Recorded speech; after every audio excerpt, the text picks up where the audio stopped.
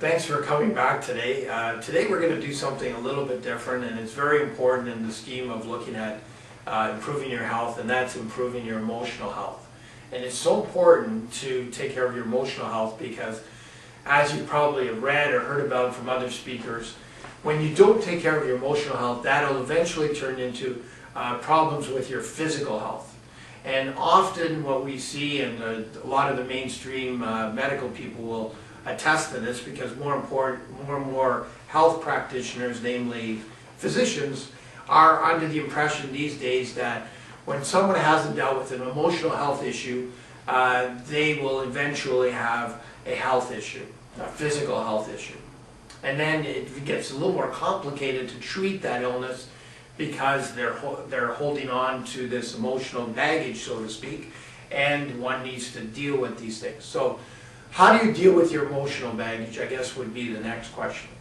And I guess the first thing would be that you have to identify that, in fact, you do have this emotional baggage. And when I have one of my clients come in who presents with an addiction issue, one of the first things I say to them is that this addiction of theirs is actually a blessing.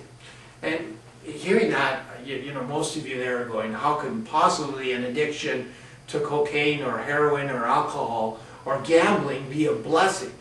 Well, here's the story, is that as part of your treatment or recovery, if you will, from those debilitating diseases is in fact that it gives you an opportunity to take a look at what emotional baggage you do have.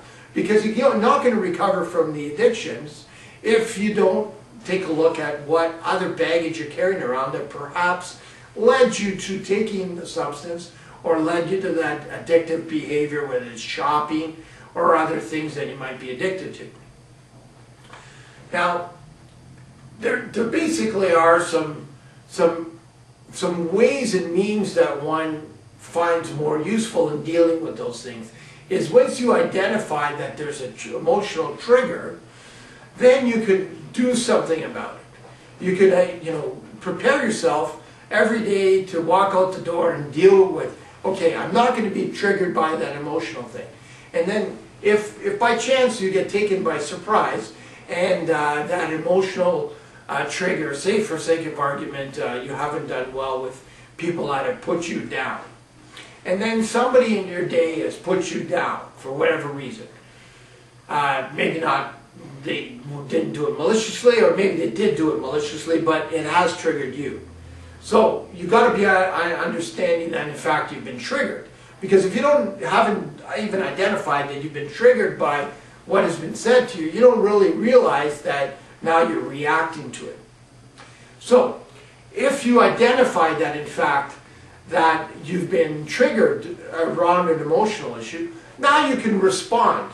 So in other words, there's a reaction, which is an unthought, something that you haven't determined that you've been triggered by, and now you're responding. No, you're reacting to it. Somebody does this, it's sort of like a tit for tat kind of thing, where this has happened to you, now you're going to react by doing this and this. What I'm suggesting to you, when you identify that in fact you've been triggered and you stop, give yourself enough time to develop a course of action, and you almost like plan out your reaction, that's called a response. A clear cognitive response where you're saying, okay, I'm not going to let this thing bother me.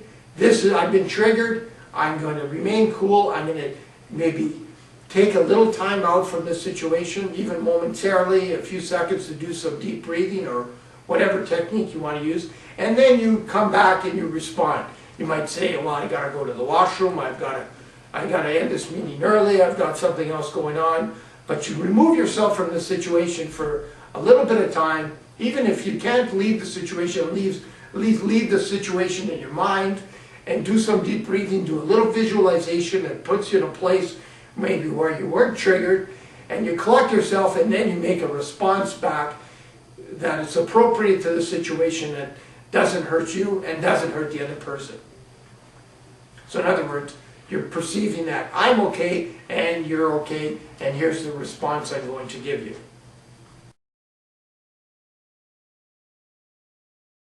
there's some things that I would recommend that people do at this point when they want to do something about their emotional health.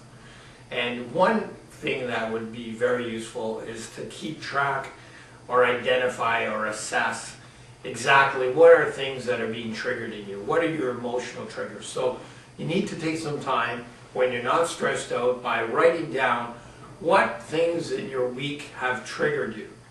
So then the following week you can do something about it when you get triggered again and you haven't responded as well as you had hoped.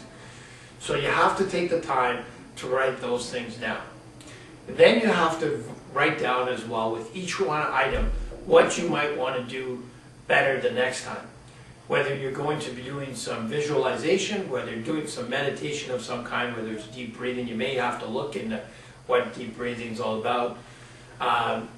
You might want to basically almost on a, sometimes I recommend that you do it by minute basis, is identify how you're doing in your emotional health and give yourself a score from 1 to 10, with 1 being you're not being triggered by anything today, and 10 being that you're being triggered all kinds of ways. So if you're at an 8 or a 9 on that emotional scale, then you might even want to excuse yourself from stressful situations that you know might trigger you. Or if you have to go into a situation where you anticipate being triggered, you'll have a game plan on how you're going to respond even before you get triggered.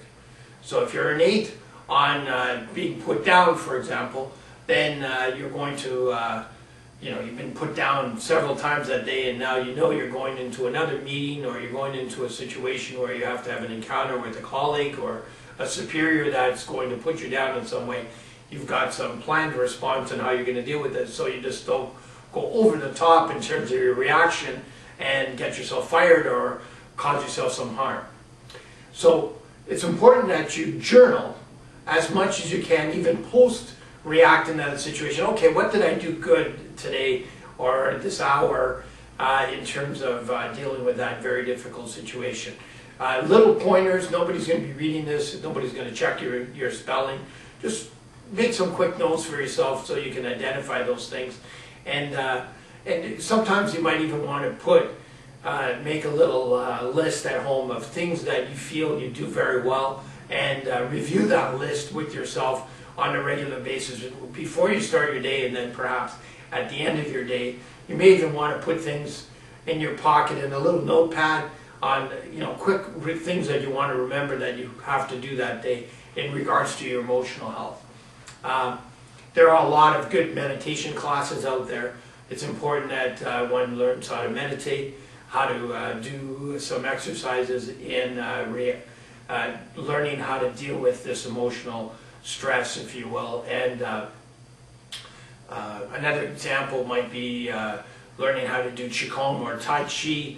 These are very good ways of staying fit, as well as learning how to respond in a more appropriate way to life stresses. So thanks for joining us today, and look forward to talking to you on another topic another day.